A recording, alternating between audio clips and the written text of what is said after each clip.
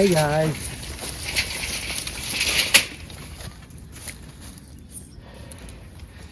How's my quail birds, huh? Hello, how's my quail birds? Oh, you survived another cold night. Good job, guys. Good job, guys and girls. Oh yeah.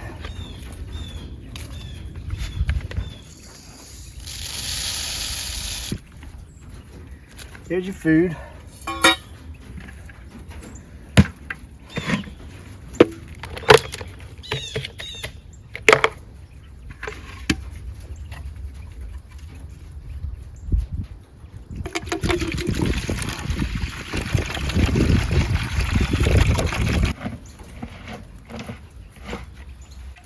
There you go, guys and girls. Eat and drink and produce some eggs.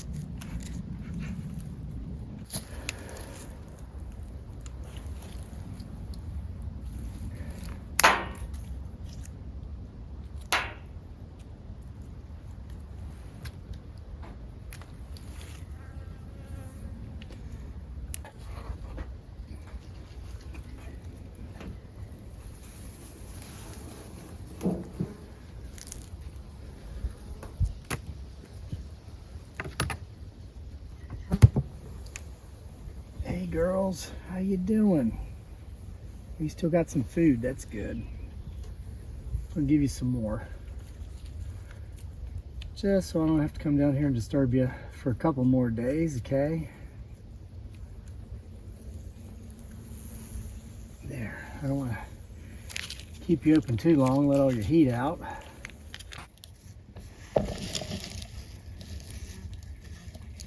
Make sure to share with the queen. Give some of those deadbeat drones too, in case you need their services later.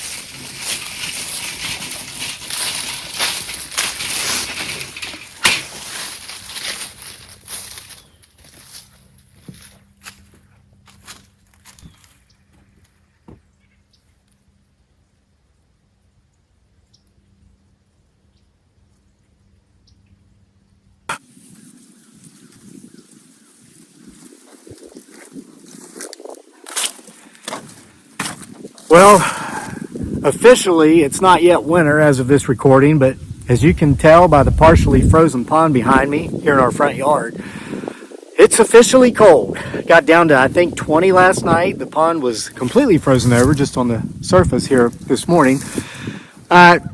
While I was out and about today just doing some of my daily chores, I thought I'd stop and take a minute to talk to you about something. It's about a video I made a couple of days ago, the day after my birthday, about a very suspicious individual who was delivering packages. Sorry, I hate to take up another moment of your time here to grab this out of my cart, but this is what it was. I talked about this in the video. I said I wish I'd had it with me. It was Hive Alive. I marked out our address and everything because I did intend to show it to you. It's what we feed our honeybees in the winter when they have no honey or their honey storage is low. It was a particularly long and warm fall, and so there was no pollen, there was no nectar. So we're helping these guys and girls, mostly girls. There's a few deadbeat drones in there. FYI, they can't even feed themselves. The worker bees, who are all females, have to feed the drones. Their only purpose is for procreation. And they'll actually, if a new queen leaves a hive to go start another one, they won't let those drones follow in because they no longer serve any sort of purpose.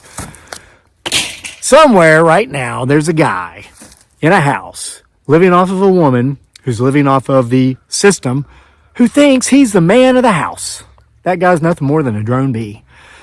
Just my opinion. So anyway, if you watch that video, which most of you probably have, if you missed it, go back and take a look at it. But I talked about how he sat in our driveway for 10 minutes. Then he went over and sat on a neighbor's property, a property where the house is not lived in. It's an older couple who's been dead for years. Their adult children are still around here. One of them farms the property. He sat up there for 20 minutes, and I know that they do not receive packages at that property. Then the guy comes back to our place, opens our closed gate. Only time in 8 years of living here anybody ever did that, especially after dark. Clearly a sign at the gate that says, "Notice, please leave all packages at the gate." So he comes in, etc., etc. You know the story. You probably already saw it. Again, if you don't, go back and watch it. I got my protection and dealt with it. And ironically, while I was making this video, in between leaving the honeybee hives and coming over here to check the pond, we had an Amazon delivery person come up and deliver another package. You saw in the video, I picked it up. Let me reiterate that 6 years ago, I worked for the United States Postal Service for 6 months. During that period, I delivered, literally, this is not an exaggeration, tens of thousands of packages, okay? I know how it's done. So while I was moving from the hives over to the pond, I was behind the hedge that we've planted around our entire property for privacy. It's not because we don't like anybody. We just want our privacy. So I stood there and I watched this seemingly pleasant young woman, probably 30-ish, deliver the package. She did it exactly how I always did it, tens of thousands of times, how I and everybody else who has that job was trained to do it. Okay, she backed into the driveway, and this is for safety purposes. I learned this in training with the U.S. Postal Service. She backed into the driveway, set the park brake, turned the vehicle off, got out, clearly saw the sign that said leave packages at the gate, clearly saw she wasn't coming in because, as you saw, the gate's now padlocked, whether we're here or not, and it will remain that way forever now because, listen, something huge is coming, America. Are you ready? Most of you aren't, because you call people like me and other people who are paranoid. You call us ignorant, hillbilly, redneck hicks who need to stay in the woods. Let me tell you, I'm not alone. I took down some comments that you folks have left in the comment section of that video to prove it. So she places the package down, she takes a picture, she turns back to her vehicle. She didn't see me there, but I do appreciate what she's doing because I did it. So I said, thank you. She hesitated, she looked over, she saw me, she said, "Oh, you're welcome, have a good one." She gets back in her vehicle, starts the vehicle, releases the park brake, pulls out forward, and goes to her next stop. She was there for less than a minute. Even when I spoke to her, she did not stop to have a long-winded conversation with me, which is difficult for folks who encounter me because I have a tendency to kind of wrangle them into a long-winded conversation. This is who I am, okay? The reason it's done that way is for safety, primarily because, sadly, there are a number of children who get hit and killed by delivery people, particularly the U.S. Postal Service every year in America.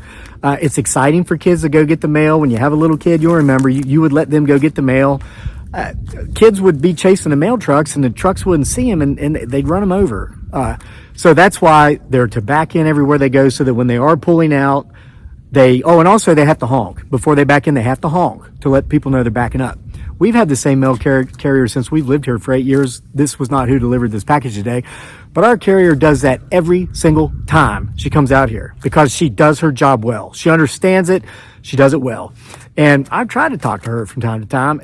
She's pleasant for about 20 or 30 seconds, and then she goes on her way. She's a professional, okay? And most of them that I worked with are. Now, you had the drones types who get in there and don't do any work.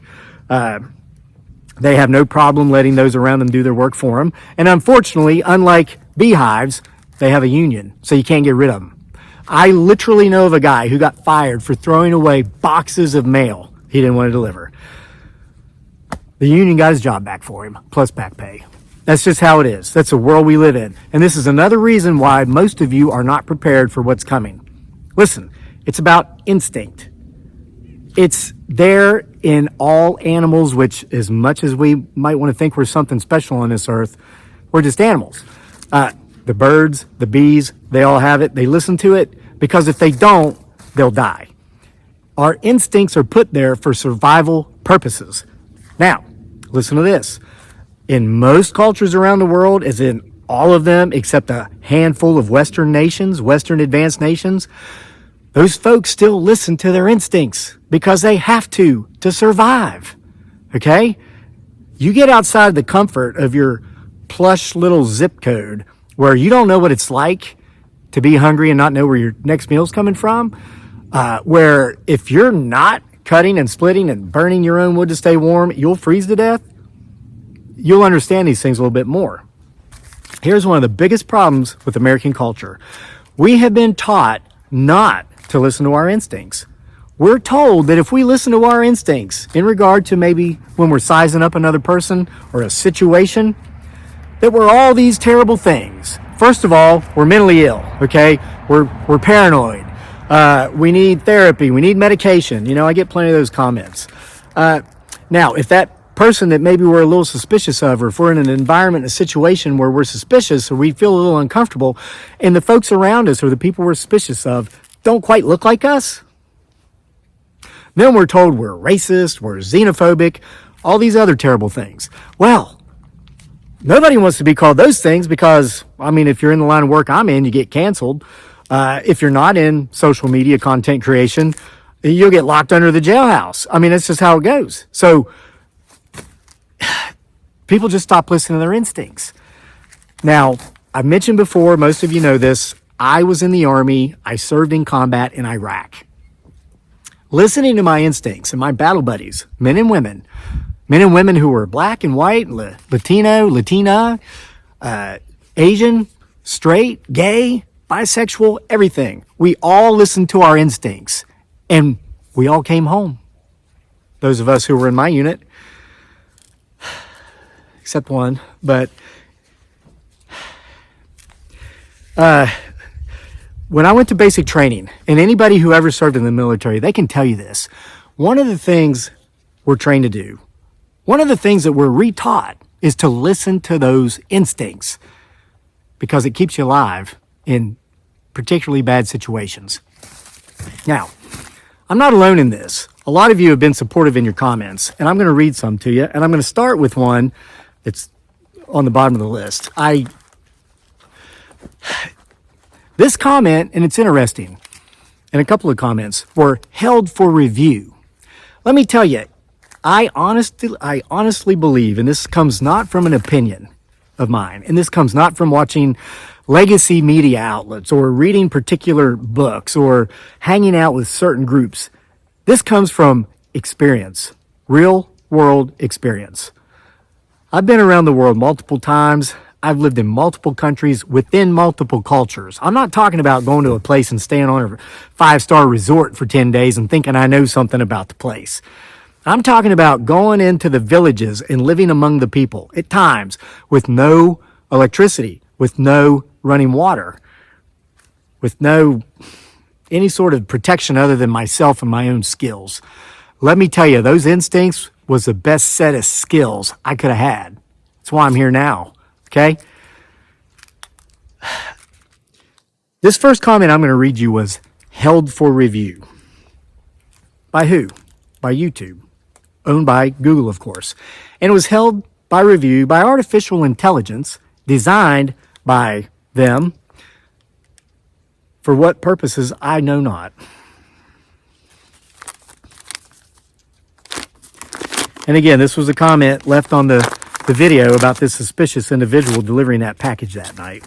This comes from Phil McCracken, 1354. Okay. Phil shared this comment publicly on a public platform, so I'm sure he won't mind me reading this.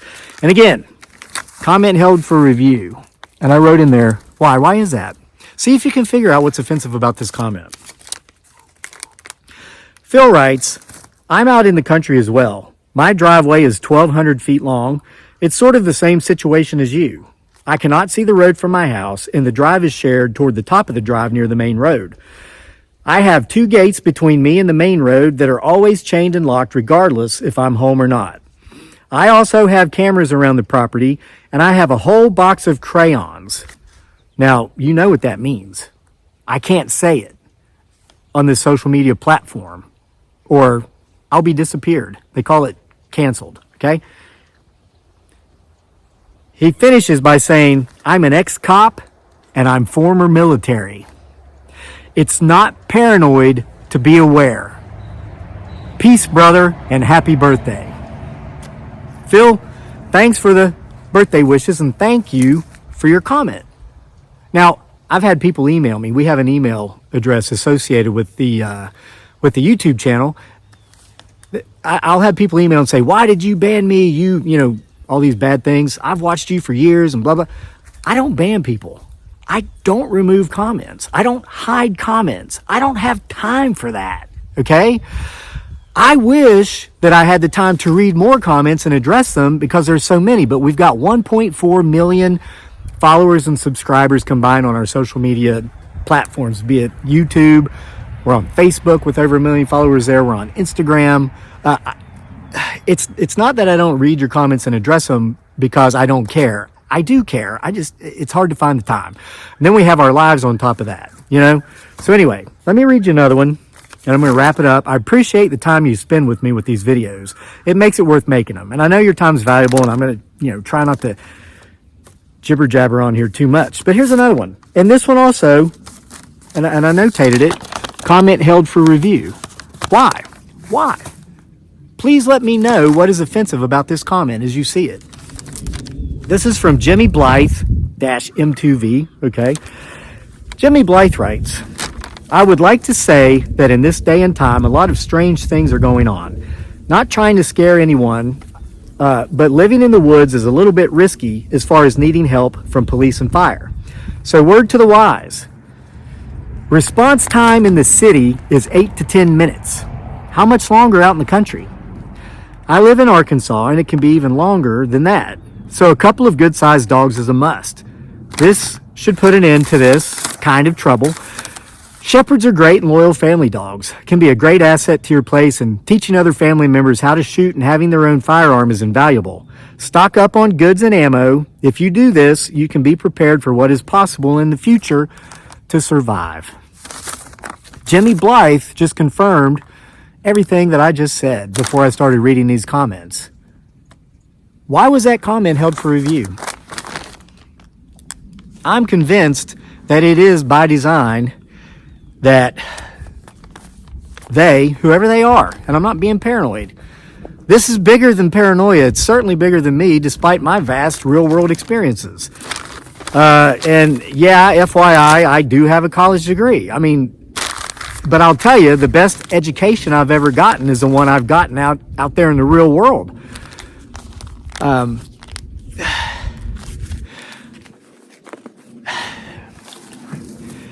You ever heard it said that those who you are afraid to critique, those whom you fear speaking out about, those are your masters. Those are the ones who control you. And when they have convinced us that speaking out about anyone or against anyone or anything is terrible and it makes us all these evil things, if we do, then guess what? We speak out about nothing.